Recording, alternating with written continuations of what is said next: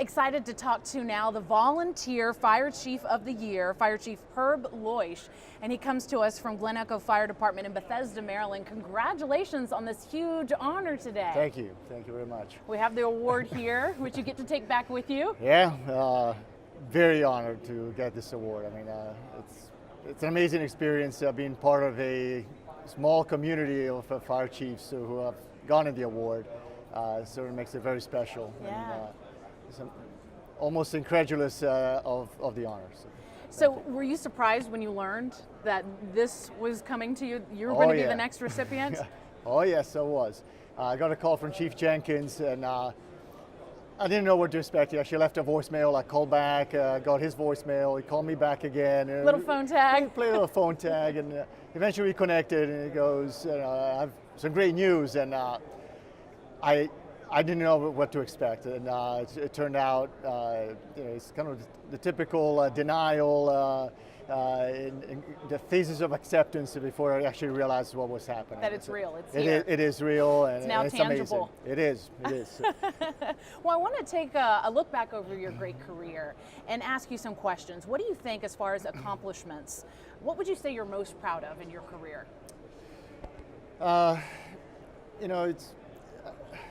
I think it is not probably necessarily the one incident that stands out as much as having been able to help other people throughout a long period of time. Yeah. And the reason why I got into the fire service in the first place was 30 years ago, before cell phones and before I had any training, I came across an accident in rural South Carolina that involved a car full of teenagers that had rolled over.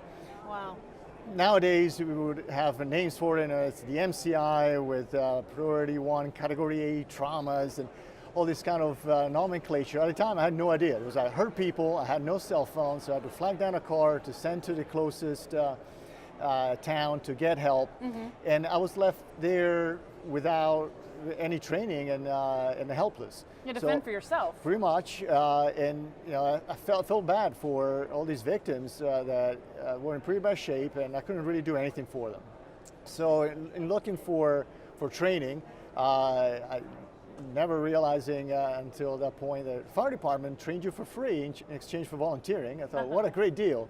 And so that's how it all started. Okay. And throughout the years, I had all kinds of experiences. Unfortunately, a lot of never pleasant, and most people usually don't come across a lot of stuff. But the feeling of being able to be there when a regular citizen cannot fend for themselves and they call 911 because they've exhausted all their resources, that is really the feeling that makes you keep wanting to do this job. To do what you do, I'm sure. Yeah.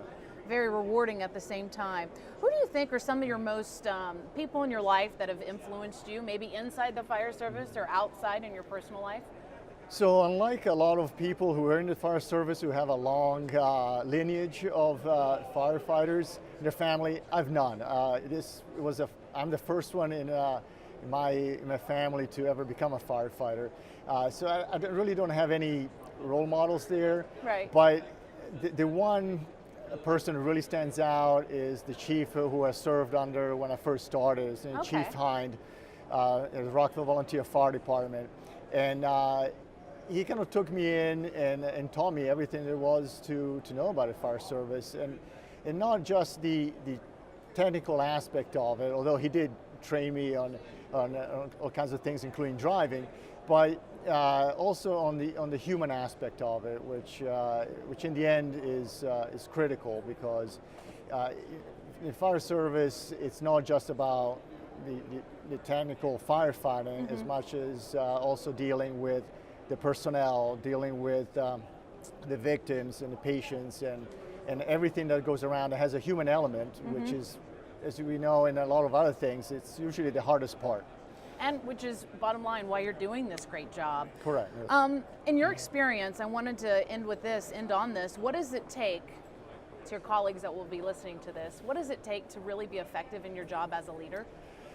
So, although it is a paramilitary type of structure, the fire service, to be effective, needs to have the buy-in of all the troops on the ground, There's no two calls that are the same, so it's hard to dictate how you're supposed to handle every single situation. Sure.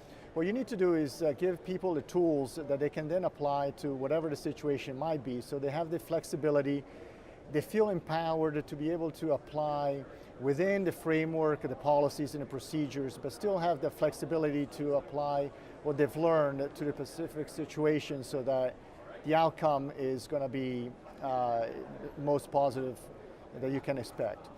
So with that, the grassroots buildup of the troops, the firefighters and EMTs at the lowest level eventually will pay off, because these are going to be the people who, first of all, are the touch point with the patients and the citizens, but also they will be the next generation of leaders. So they need to be able to have the sense of empowerment from the start. Makes sense. It does to me. It does to you, and that's what matters. Fire Chief Herb Leusch from the Glen Echo Fire Department out of Bethesda, Maryland. Congratulations, and thanks so much for making time for us here today. Thank you so much. Of course, he is the Volunteer Fire Chief of the Year.